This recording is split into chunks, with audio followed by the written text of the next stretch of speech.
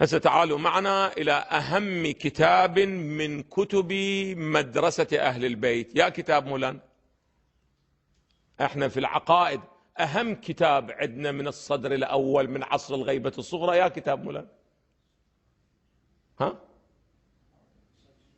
شنو؟ في عصر الغيبة الصغرى أهم كتاب حديثي. يا كتاب مولانا، قل كافي مولانا بعد، ما يريد إلى بعد، احنا عندنا أهم من كتاب الكافي بعد.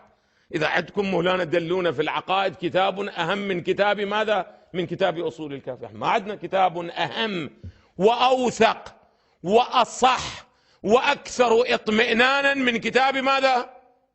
من كتاب أصول الكافي. إذا عندكم مولانا دلونا عليه مولانا. هذا الرجل أعزائي، خلوا ذهنكم يمي، خلوا ذهنكم يمي. في الباب ما جاء في 12 والنص عليهم، الحديث الأول، ثاني، ثالث أعزائي، رابع، اللي بعد هاي مالت اللوحة مالت الزهراء وأسماء الأئمة وبالعرش، كلها وين موجودة؟ ها في هذا الباب. الثالث، الرابع، بعد عندكم الرابع، الخامس، السادس، السابع، الثامن، التاسع، العاشر، 11 إلى 20 رواية مولانا. يعني يبدأ أعزائي من هذا الرقم إلى من 1388 إلى 1400 وماذا؟ 7. هسه انظروا إلى المنهج السندي، يعني منهج سيدنا الأستاذ السيد الخوئي. جي تعالوا معنا ونذهب إلى من؟ نذهب إلى مرآة العقول. مرآة العقول لمن؟ للعلامة المجلسي. تعالوا معنا أعزائي إلى الروايات. يقول بأنه أعزائي، خلي ذهنك يا أمي، اكتب من الآن، اكتب من الآن. الرواية الأولى يقول صحيح، خلي ذهنك يا أمي. الرواية الأولى يقول صحيح.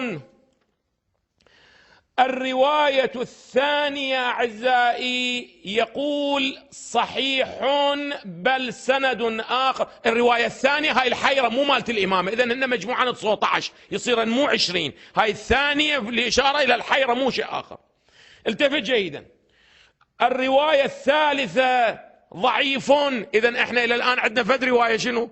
صحيحة. الحديث الثالث ضعيف. الحديث الرابع أعزائي، الحديث الرابع مختلف فيه.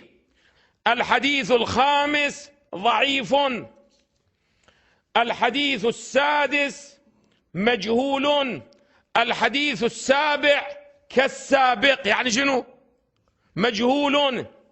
الحديث الثامن يقول فيه السندان، واحد صحيح واحد شنو؟ ضعيف. هذا الحديث الثاني، هذا صار عندك هسه الآن شنو؟ حديثين. الحديث التاسع ضعيف. الحديث العاشر مجهول. الحادي عشر ضعيف على المشهور. الثاني عشر كالسابق، سابق ضعيف على المشهور. الثالث عشر كالسابق. الرابع عشر مجهول. الخامس عشر حسن. إذن الآن عندك صار 2 صحيح وشنو؟ فد حسن. الحديث السادس عشر ضعيف. الحديث السابع عشر ضعيف. الحديث الثامن عشر مرفوع. الحديث التاسع عشر ضعيف. 20 مجهول. يعني ايش قد صار المولانا عندنا؟ 2.5. أحسنتم جزاك الله خير. أحسنتم جزاك. بينك وبين الله، إذا واحد الآن أنتم طلبة فضلاء وأساتذة في الحوزة، إجا واحد قال بابا عقيدتكم أن هؤلاء هم مصاديق قوله الخلفاء من بعدي 12، هل دليلكم على النص قطعي أو ظني؟ شو تقدر تجاوب؟ روايتين، يورث القطع أو لا يورث القطع مولانا؟ يورث أو لا يورث؟ ها؟ هذا مضافا أنه في سند هذني موجود البرقي اللي احنا كم شنو؟ ها؟ أمامكم. هاليوم إذا من هاليوم بسم الله الرحمن الرحيم روح إلى البيت مولانا، ابدأ ابحث. مو أقول بأنه راجع عقيدتك صح لو خطأ، لا إن شاء الله صح، ولكن الكلام لو سئلت ما هي أدلتكم القطعية على ماذا؟ على هؤلاء الاثني عشر. شوف تستطيع أن تجد أدلة قطعية أو لا تستطيع؟ هذا أصول الكافي أمامكم. طبعا هذا على مباني منه، هذا على مباني منه أعزائي، على مباني المجلسي. وأما على مباني الشيخ محمد الباقر البهبودي فكل 20 رواية ضعيفة مولانا، ولا رواية واحدة ماذا؟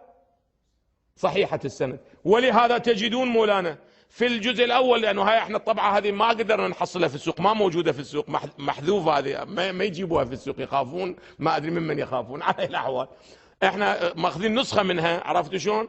هناك في الجزء الأول صفحة 60 أعزائي من الجزء الأول، خلوا ذهنكم يمي أعزائي، خلوا ذهنكم يمي أعزائي، في الجزء الأول صفحة 60 أعزائي، خلوا ذهنكم يمي. هذا أصول الكافي، هذا الباب، يعني يا باب، الباب الذي هو بعد مولد الإمام الثاني عشر يذكر بابا، وهو يقول باب مولد الصاحب، رقم الباب 125، ثم باب ما جاء في الاثني عشر رقم 100 وماذا 26، ثم بعد 20 رواية يأتي يا باب أعزائي، خلي ذهنكم يمي، ورا باب يأتي الباب 127، باب في أنه إذا قيل في الرجل شيء فلم يكن فيه وكان في ولده أو ولد ولده، قلنا الصحيح مو ولده ماذا، ولهذا تجدون هنا مصححة، فإنه هو الذي قيل فيه هذا الرجل بيني وبين الله. التفتوا جيدا مولانا، بعد مولد الصاحب يقول باب في أنه إذا قيل، يعني كل هذا الباب 20 رواية بعد صحيحة لو ضعيفة مولانا؟ ضعيف. فإذا واحد الآن جاء إلي قال على مبانيكم الرجالية عندكم 20 رواية في أهم كتاب حديثي ومعتمد عندكم وبه 20 رواية، وأنتم تقولون 20 رواية ما هي؟ شنو؟ يخافون الإخوة، ضعيفة. فما الدليل عليهم؟ روح مولانا دور، يلا ابحث مولانا، ابحث،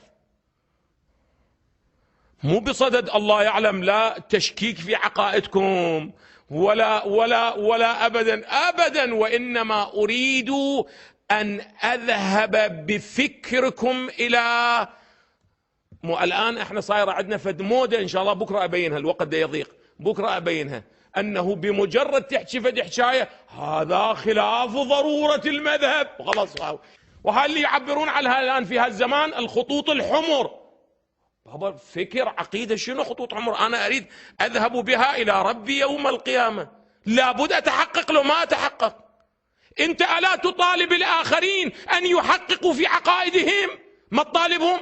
ما تطالب الوهابية السلفية السنة المسيح اليهود؟ يقولون بابا تحققوا، شوفوا عقائدكم صحيحة لو مو صحيحة.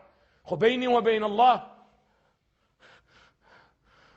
وتنسون أنفسكم، الآية إذا تذكرها الأعزة، أتأمرون الناس بالبر وأنت شنو مولانا؟ فما لكم كيف تحكمون؟ صار بكم اتهامات. واحد يقول لك بابا هاي عقائدك من أين جئت بها؟ تقول يعني هل قد علماء أساطين الطائفة، ايش هم يكبر الطاء حتى أنت تخاف بعد فد مرة. أساطين مولانا، أنا أريد دليل، أنا شنو علاقة؟ هو في المقابل عنده أساطين العلماء، والسنة شنو؟ ما عندهم أساطين. بيني وبين الله من حيث العدد والكم والتحقيق اطمئنوا أضعاف أساطين طائفة مدرسة أهل البيت. إذا كان المدار أساطين المدرسة، وهاي الأساطين والأسطوانات كل ما كان موجودة مولانا، مع كل احترامنا وتقديرنا لهم أعزائي، لكنه قل هاتوا برهانكم إن كنتم صادقين.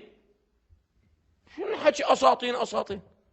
ولهذا تجدون هذا الرجل أعزائي، يكون في علمكم هذا الرجل الكتاب يقع صحيح الكافي، يقع في 3 مجلدات أعزائي، في 3 مجلدات.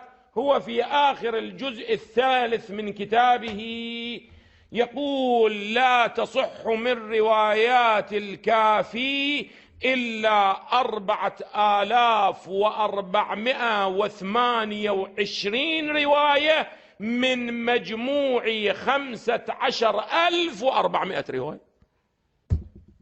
يعني النسبة ايش قد أعزائي؟ النسبة ربع تصير. ومع الأسف الشديد في هذا الباب حتى 4 روايات ولا رواية مصححة، يعني 20 رواية شنو؟ ضعيفة. طبعا مشهور على الألسن أن الكافي 16200 رواية، لا هذه مولانا مو صحيحة، لأنه الآن هذه النسخة الموجودة في الكافي عندنا مركز بحوث دار الحديث 15413 رواية، ومؤسسة أنصاريان 15337 رواية. طبعا يكون في علمكم هاي قضية بأنه لم يصح منها إلا 4428. ترى هذه هماتنا صاحب الحدائق يقول في لؤلؤة البحرين، يقول لم يصحوا بحسب الاصطلاح الصحيح إلا 5072 رواية. يكون في علمكم. ولكن حيث أنهم يعتقدون كتاب الكافي شنو هو؟ قطعي الصدور. وإلا أعزائي بالإخوة يقدرون يراجعون مولانا في لؤلؤة البحرين، هذه لؤلؤة مؤسسة آل البيت، صفحة 394، يقول: والصحيح منها باصطلاح من تأخر 5072 حديثا. ليتبادل الذين، والحسن 144 حديثا، والموثق التفت 1118 حديثا، والضعيف 9085 حديثا. هو يقر نصف الكافي شنو هو؟ منو هذا؟ من؟ الأخباري شيخ يوسف البحراني.